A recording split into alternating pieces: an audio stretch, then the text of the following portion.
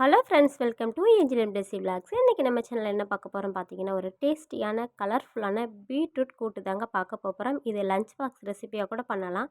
Beetroot சாப்பிடாத குழந்தைங்களுக்கு இதே மாதிரி கூட்டு வச்சு இதில் சாதத்தை நம்ம கிளறி கொடுத்து விட்டோம்னா நல்லா விரும்பி சாப்பிடுவாங்க. இதுக்காக நான் இன்றைக்கி ஒரு 1/4 கிலோ பீட்ரூட்டை கட் பண்ணி அது கூட பச்சை மிளகாய், வெங்காயம், தக்காளி சேர்த்துருக்கேன். அது கூட தேவையான அளவு தண்ணீர் சேர்த்தாச்சு. தண்ணீர் சேர்த்ததுக்கப்புறமா இது கூட நான் குழம்பு மசாலா தூள் சேர்த்துருக்கேன், ஒரு டேபிள் ஸ்பூன் அளவுக்கு. அது கூட 1/4 டீஸ்பூன் மஞ்சத்தூள், அதுக்கப்புறம் ஒரு டேபிள் ஸ்பூன் அளவுக்கு மல்லித்தூள், அது கூடவே தேவையான அளவு உப்பு சேர்த்துருக்கேன். காய்க்கு தேவையான அளவு உப்பு சேர்த்துட்டு நாம் இப்போது ஸ்டவ்வை க்ளோஸ் பண்ணிவிட்டு ஒரு 3 விசில் விட்டு நல்லா வேக விட்டு எடுத்துக்கலாம். இப்போ பாருங்கள், காயெல்லாம் நல்லா வெந்துருச்சு. இப்போ நம்ம ஸ்டவ்வை மீடியமில் வச்சுட்டு நான் தேங்காய், சீரகம், பச்சை மிளகாய் அரைச்சி எடுத்து வச்சுருக்கேன் பேஸ்ட்டாக. அதை இதோட சேர்த்துட்டு ஸ்டவ்வை மீடியமில் வச்சுட்டு அதோட சேர்த்து நல்லா கிளறி விட்டுக்கலாம். உங்களுக்கு தண்ணி தேவைப்பட்டுச்சுன்னா சேர்த்துக்கோங்க. நான் ஒரு 1/2 கிளாஸ் அளவு தண்ணீர் சேர்த்துட்டு தேங்காயும் அரைச்ச தேங்காய் விழுது இதோடு சேர்த்து நம்ம நல்லா இதை கிளறி விட்டுடலாம்.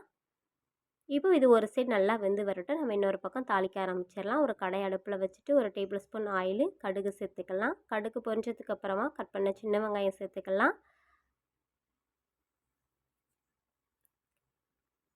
வெங்காயம் சேர்த்து வெங்காயம் நல்லா ப்ரௌனிஸ் ஆனதுக்கப்புறமா அதில் கருவேப்பிலை தழை சேர்த்துட்டு இது நல்லா பொரிஞ்சதுக்கப்புறமா நம்ம வேக வச்சதுக்கான பீட்ரூட்டில் இதை சேர்த்துடலாம். சேர்த்துட்டு நல்லா கிளறி விட்டுடலாம். இப்போ அடுப்பை நல்லா லோ ஃப்ளேமில் வச்சுக்கலாம். இப்போ பாருங்கள், எல்லாம் சேர்த்தாச்சு. நம்ம பீட்ரூட் கூட்டு தயாராகிடுச்சு. இப்போவும் கடைசியாக மல்லித்தழை தூவி உப்பு தேவைப்பட்டுச்சுன்னா ஸ்டவ்வை ஆஃப் பண்ணுறதுக்கு முன்னாடி உப்பு சேர்த்து கிளறி விட்டுட்டு ஸ்டவ்வை ஆஃப் பண்ணிடுங்க. இதை நம்ம இட்லி, தோசை, சப்பாத்தி எல்லாத்துக்குமே தொட்டு சாப்பிட்லாம். நல்ல காரசாரமாகவே இருக்கும். அது மட்டும் இல்லாமல் நம்ம இது குழந்தைங்களுக்கு லஞ்ச் பாக்ஸாக சாதத்தில் கிளறி கொடுக்கும்போது குழந்தைங்க நல்லா விரும்பி சாப்பிடுவாங்க. சாதம் நல்லா கலர்ஃபுல்லாக இருக்கிறதுனால பிள்ளைங்க மிச்சம் வைக்க மாட்டாங்க. இதே போல் கட்டாயம் உங்கள் வீட்டில் குழந்தைங்களுக்கு ட்ரை பண்ணி பாருங்கள். நிறைய பிள்ளைங்க காய்கறி சாப்பிட மாட்டாங்க. அப்படிப்பட்ட பிள்ளைங்களுக்கு இதே போல் நம்ம வேக வச்சு நம்ம சாதத்தோட மிக்ஸ் பண்ணி கொடுக்கும்போது பிள்ளைங்க அதை அப்படியே சாப்பிட்ருவாங்க. இதே போல் நீங்களும் ட்ரை பண்ணி பாருங்கள். இந்த வீடியோ பிடிச்சிருந்துச்சுன்னா லைக் பண்ணுங்கள். தொடர்ந்து அடுத்த வீடியோவில் சந்திப்போம். நன்றி, வணக்கம்.